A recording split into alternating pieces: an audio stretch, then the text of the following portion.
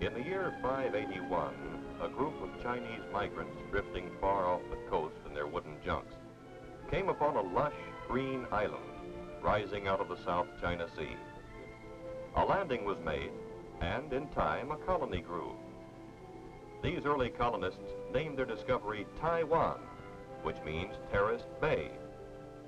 People of the Western world know this island as Formosa, meaning beautiful, the name given to it by Portuguese mariners who first sighted it in 1519.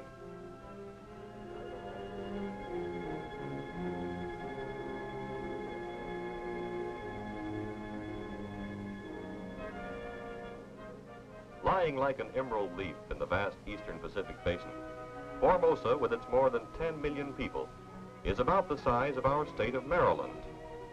The island has but two real seasons, a short, rainy winter and a long, humid summer cooled by seasonal winds, some of which reach typhoon intensity. Formosa has known many masters over the centuries. In 1634, the Dutch made a brief attempt at colonization, and in the city now known as Tainan, built this rugged stone fortress called Zeelandia. The Chinese patriot, General Koxinga, drove out the Dutch in 1661, and for a time re-established Taiwanese independence. With the death of General Koxinga in 1683, the island fell under the rule of the Manchu dynasty. In 1894, a dispute over control of Korea arose with Japan. In the ensuing war, the Japanese armies easily vanquished the poorly equipped and trained Chinese. To the victor belongs the spoils. Taiwan and her small neighboring island, the Pescadores, were ceded to Japan as a partial indemnity payment in the Treaty of 1895. The Japanese, who then controlled the island until the close of World War II, called it the Land of High Mountains.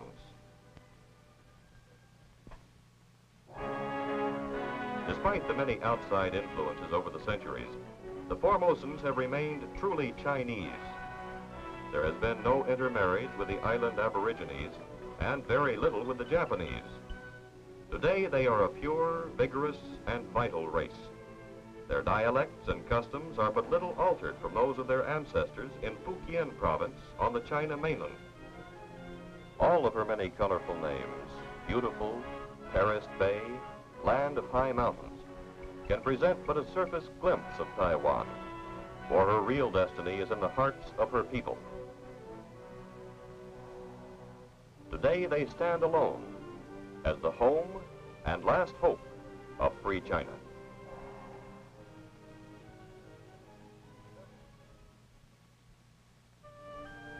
The backbone and lifeblood of Formosa is agriculture. Nowhere else in Asia is the farmer more happy and prosperous, for now a government-sponsored system of land reform has made it possible for the tenant farmers to buy their farms.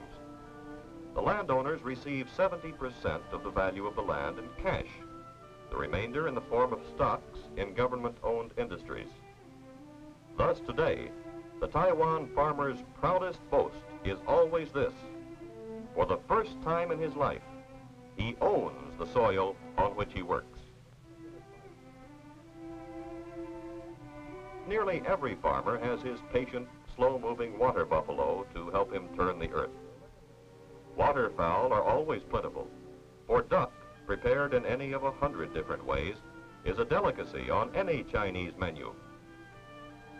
With American advice and technical assistance, Formosa is rapidly becoming an agricultural show window for all of Southeast Asia.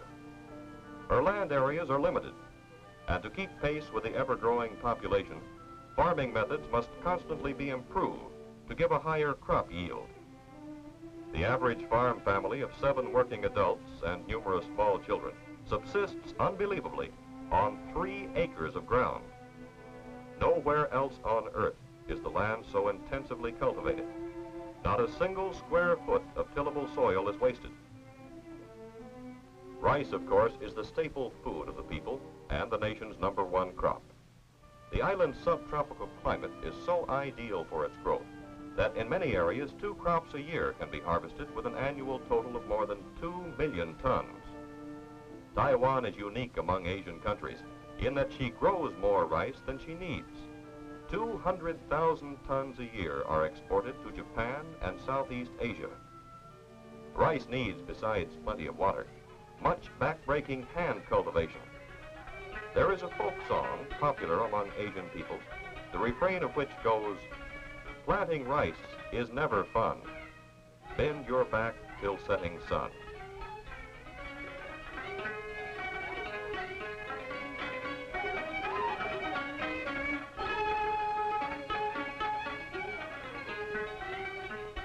The choicest rice on earth, called fan lai, is grown by these methods in these fields. Taiwan cane sugar is known and used around the world. It is the island's leading export crop and brings in over 100 million US dollars a year, more than 1/2 of the total export revenue. 500,000 people live on the proceeds of the sugar industry, most of them farmers who plant under contract to the Taiwan Sugar Corporation. During the harvest season, every member of the farmer's family works in the fields, cutting and bringing in the sugar cane. The workday begins at sunrise and ends at dark. No small farmer can afford cutting machinery, a tractor, or a truck. His only power tools are his family and the good muscles of his back and arms. For transportation to the sugar mills, he relies on the ponderous, slow-moving water buffalo. The farmers of Free China have come far in 10 short years. Despite limited land areas and lack of modern machinery, they are now able to produce ample food for all the island's people, and even export a surplus to other less fortunate countries. No beggars ever roam the city streets, for famine and hunger are now unknown on Taiwan. During these pioneer years of development and modernization, America is playing an important role in her progress, not only in rural areas, but also in industry. Have you ever wondered what happens to your old car after its useful life is ended? The answer might well be here at the taiwAn Iron Works in the city of Kaohsiung in southern Taiwan. Here, scrap metal purchased from the United States is resmelted into the hundreds of steel items needed by a young and growing nation. Nails, wire, construction steel. Even the frame of the student's bicycle might have once been part of the frame of your 1940 Chevrolet. The fires in the taiwAn furnaces never die. In the last decade, melted scrap metal has enriched the Formosan economy with more than 100,000 tons of quality steel per year. Never in history has there been a shortage of labor in the Orient. For hundreds of years, the Chinese have devised ingenious methods of replacing heavy machinery with mass human muscle. Now, more than ever, is this true on Formosa, as a flood tide of thousands of refugees from the mainland pours over the island in the hopes of finding work in one of the new industries.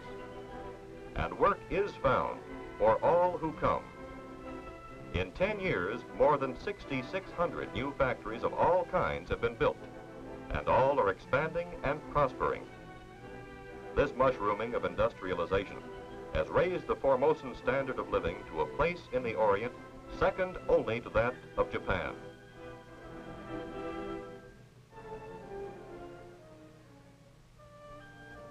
Petroleum was discovered in Taiwan long before the first oil strike in Pennsylvania. Yet, for over 100 years, this priceless resource lay dormant and untapped. Even as late as 1947, only one small crude oil distillation plant was in operation. Today, the Chinese Petroleum Company operates 3 large distillation units, as well as the thermal cracking unit for the production of high-octane gasoline. Other units recover and refine the byproducts of petroleum once wasted. These include coal tar, asphalt, kerosene, mineral oil, and chemical dyes. Oil, traditionally used in past centuries to keep the flickering lamps burning, now turns the wheels of industry and powers the jet planes of Free China.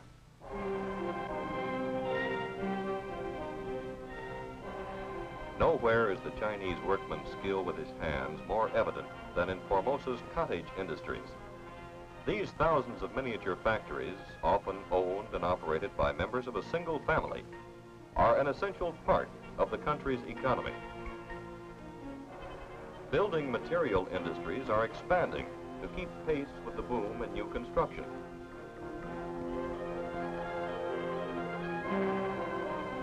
Brick factories dot the countryside, especially in the southern and central areas of the island. Here, women workers display the skill and strength of men as they move the heavy carts about. Wet bricks are first sun-dried on outdoor racks, then heat-cured in huge kilns.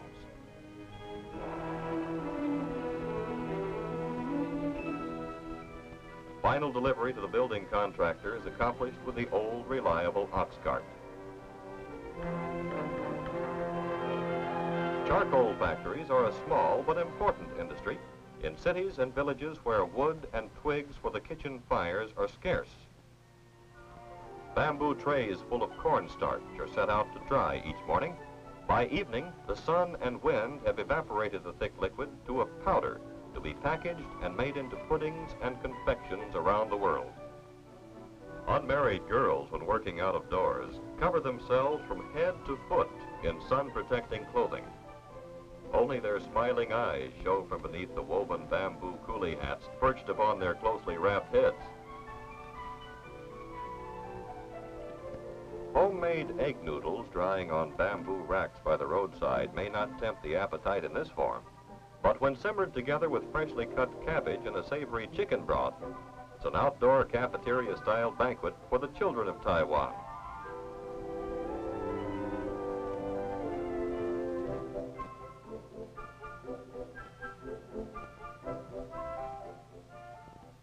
Scholarship, long a badge of universal esteem to the Chinese, is now available to everyone. Gone forever are the feudal times when only the children of the rich could afford to be educated. Today, with free tuition, modernized teaching methods, and such added incentives as field trips and audio-visual aids, more than 95% of Taiwan's younger generation attend schools. Boys and girls in school uniforms love to visit historical landmarks, such as the museum, which houses relics of General Koxinga's reign. But, even as in America, the increase in students has raced far ahead of school building construction. In fulfilling the eager search for knowledge, classrooms operate on a 3-shift-a-day basis. Schools open at 7 o'clock in the morning and close at 8 in the evening. As a result, not only basic literacy, but higher education as well is becoming a way of life to the Taiwanese. Even remote farm families have children away at a college or university.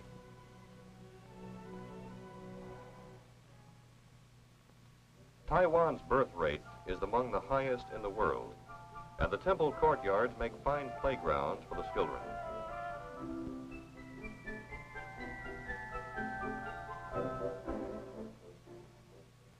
Overhead, the frowns and savage grimaces of legendary Chinese fairies and dragons frighten away the evil spirits.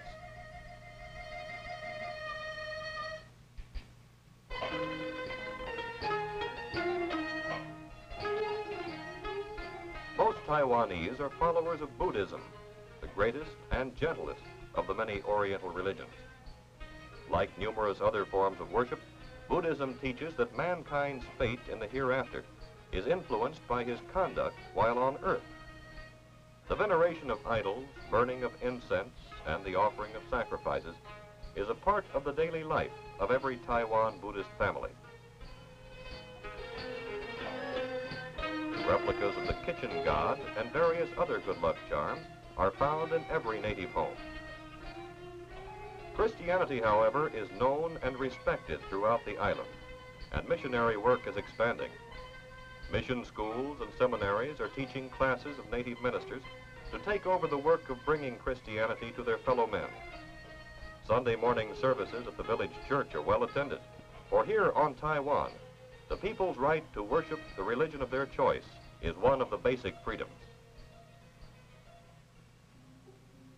A program of self-government adopted from Dr. Sun Yat-sen's book, Principles of Democracy, was instituted on Taiwan in 1950.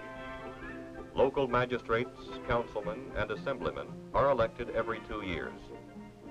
Here in this impressive building in Taipei are headquartered both the provincial government of Taiwan and the central government of the Republic of China. Taipei, the capital and largest city of Taiwan, was founded by the Manchus, who, in approved Chinese fashion of the times, promptly built a wall around it. During Japan's 50 years of rule, however, the wall was largely destroyed, and only the south gate now stands as a memento of days long past. At the center of town, broad, tree-shaded avenues with multiple traffic lanes reflect Western influence in stark contrast to the narrow, winding, cobblestone streets of ancient China.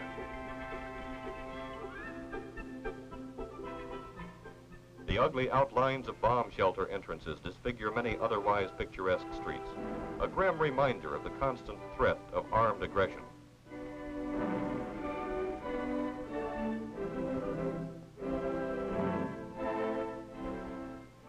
Motion pictures from the United States, Japan, and Hong Kong are shown throughout the island in more than 500 theaters. On the site of an abandoned Shinto shrine in Taipei stands the Grand Hotel, built by the Taiwan provincial government. Brilliantly lacquered columns and many-tiered pagoda-style roofs, reminiscent of Peking's Forbidden City, surround the Golden Dragon Wing. Here, the visiting dignitary or diplomat may enjoy all the comforts of home, wherever his home might be, including a gourmet's choice of fine Oriental and Western foods. Kipling once wrote, "Never the twain shall meet." But here on Taiwan, the traditions and customs of West and East blend into a harmonious and tranquil way of life.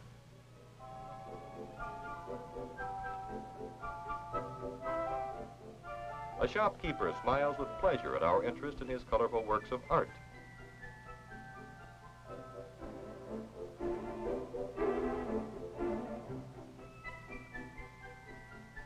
An open-air restaurant.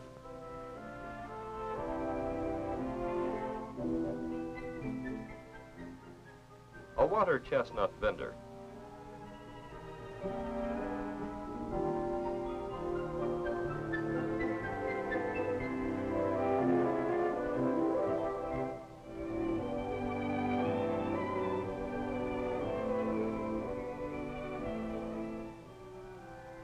All lend the atmosphere and enchantment of ancient China. Across the street, the new Station Hotel entertains travelers from around the world with modern Western-style hospitality.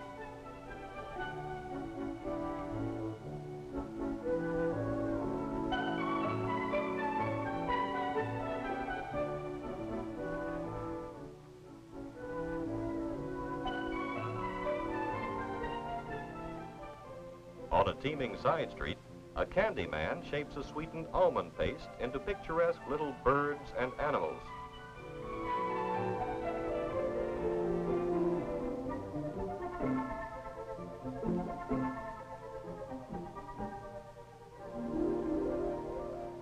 His wares, sold for only a few cents each, are admired for a time, then eaten in sticky enjoyment.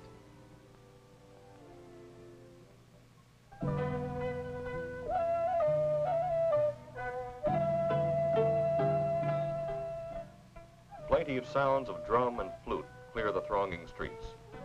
Led by a juggler, musicians, and many scrolls of tribute and elaborate flower pieces, a funeral procession passes by.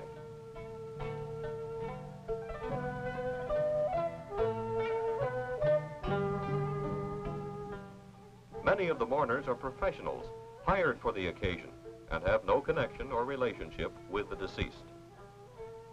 Others, of course, are sincerely bereaved.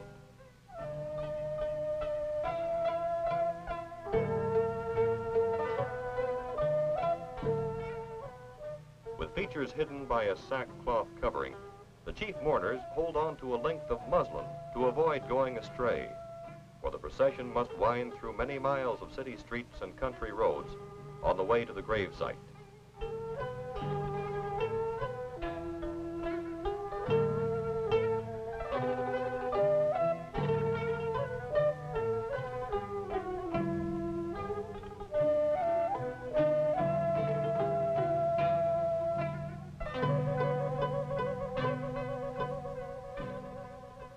coffin is heavy and cumbersome, and its 32 carriers signify to onlookers that the honored deceased was a person of great wealth and influence.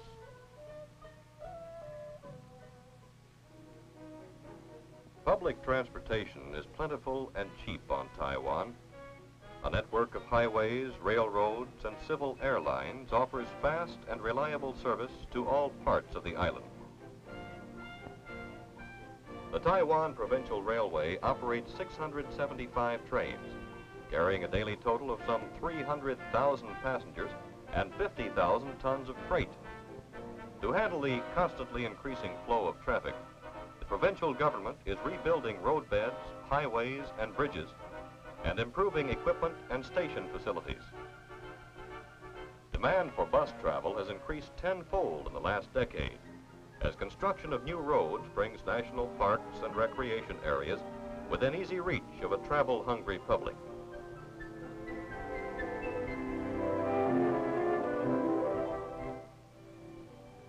The spring and autumn pagodas in southern Taiwan are a favorite for outdoor parties and picnics, and are easily accessible by a short bus ride from Kaohsiung.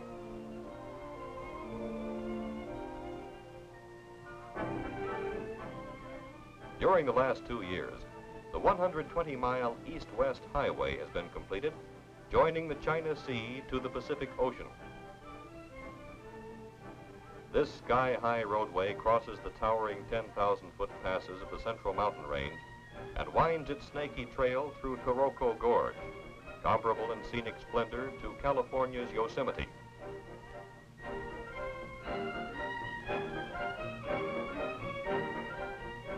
"5,000 Chinese and Taiwanese laborers, working only with hand tools and an insurmountable will, carved 35 tunnels through the hard granite mountainsides.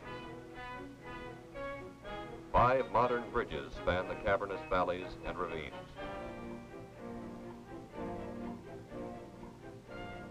Millions of dollars in natural resources, formerly inaccessible, are now within reach. New and untapped industrial power from the Great Lakes of the region. The hardwood forests and rich grazing areas of the highlands. The fertile black soil of the lowlands, waiting only for the farmer's plow. The door is open. The sacrifices have been made. Work for Taiwan, though you dream of the mainland, was the slogan of those who built the road, and are the words inscribed on the monument in memory of the men who gave their lives to make this dream a reality. The 20th century is the beginning of many things, not only of atoms and space travel, but more important, of a worldwide renaissance in the field of human relations. Here on this island, Americans have the opportunity and the privilege to participate in the most noble of all mankind's endeavors, to provide leadership and assistance to a young nation struggling toward self-sufficiency in a free world. For today, Taiwan is again on the way to becoming China, but a China with a difference. The people of the island are united in a common resolve that they will not rest until they have fulfilled their destiny, the restoration of human dignity and the establishment of their rightful place in the world's family of free nations.